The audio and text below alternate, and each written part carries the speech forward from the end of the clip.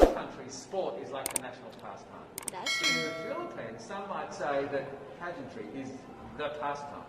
That's true. You know what? In the Philippines, we have pageants all over the places. Yes, we have pageants in the barangay, in school, national, local. That's why we really love Miss Universe. It's like it's giving pride and putting the Philippines back on the pedestal. That's why there's an added pressure as a candidate coming from a pageant-loving country.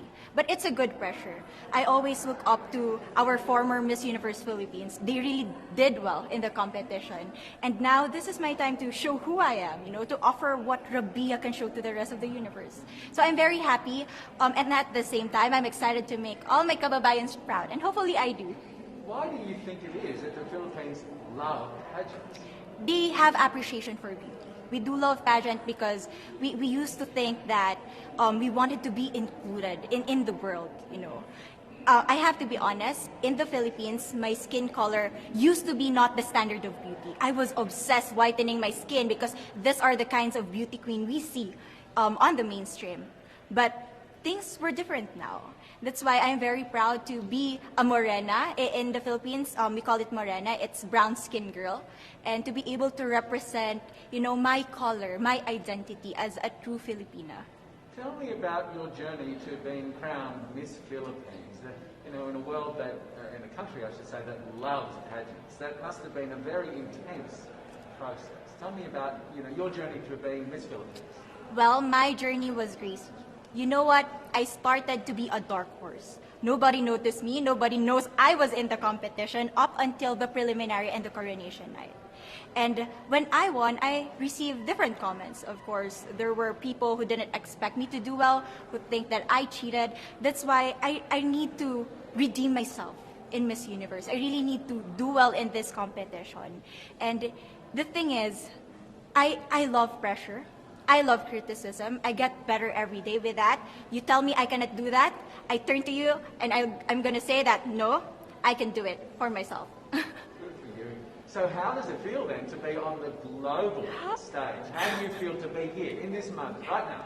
It's crazy, but I'm overwhelmed with the support, not just from the Filipino community, but also from Thailand, Latin countries who do appreciate me as a candidate, as a person. It motivates me that I am beautiful, I can offer so much in this world, and when somebody believes in you, it gives you that extra energy to really do well and perform well. Do you have a sense with the girls, all of the girls competing, you're competing, but is there a sense of camaraderie with all of the girls? Is there a real spirit to, motivate each other to do better? You know what? I have a different idea about Miss Universe. I thought it's going to be very competitive, in a healthy way, well, of course. But now I can see every girl helping each other, from fixing those hairs, from trying to zip up those outfits. It speaks of the closeness and the kind of camaraderie that we want to have. The goal of Miss Universe is not just to crown one girl, but also to build a genuine and long-lasting friendships among us. Would you say within the Miss Universe world, the contestants, is there a sisterhood? Are you sisters?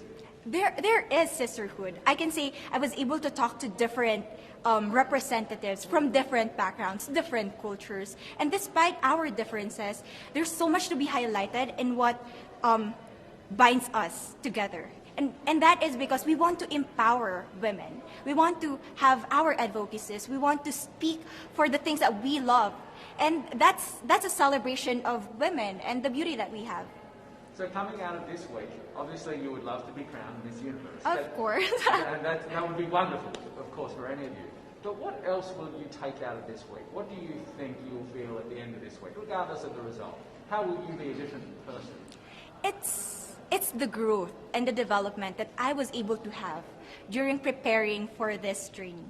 I will be honest, there was a moment that I lost my identity because I was put under pressure. I was in that position in which I feel like I'm not good enough.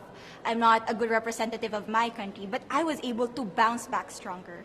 And if I was able to do that for Miss Universe, I will be able to do that in life. That is my greatest takeaway from Miss Universe. Okay, so the Philippines have a huge amount of fans. Yes. I want you to give us a little bit of a message to the fans here and at home. But send a message. What would you say to all the fans in the Philippines? To all my fans from the Philippines and from all over the world, maraming salamat po. Thank you so much for loving me and for believing in me. It means a lot to somebody who is so naive in this industry, who has no idea how to become a beauty queen on the first day of my journey. But because of your love and support, I was able to be the woman that I am today. And regardless of the result, I may or I may not win the crown, but one thing is for sure, I'm gonna make you all proud.